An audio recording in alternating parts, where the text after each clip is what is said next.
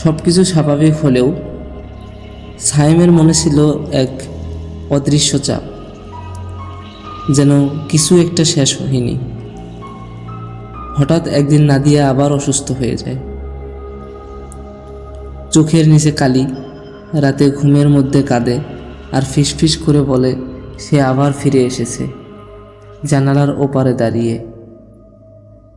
সায়েম চমকে যায়, কারণ সে নিশ্চিত ছিল যে তাবিজ ধ্বংস হয়ে গেছে। তবে কিভাবে?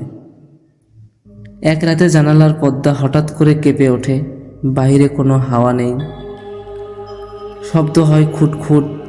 সায়েম দরজার ফাঁক দিয়ে দেখে বারান্দার কোণে দাঁড়িয়ে এক লোক, শরীরে পুরনো জামা, গলায় লাল রক্তমাখা মালা।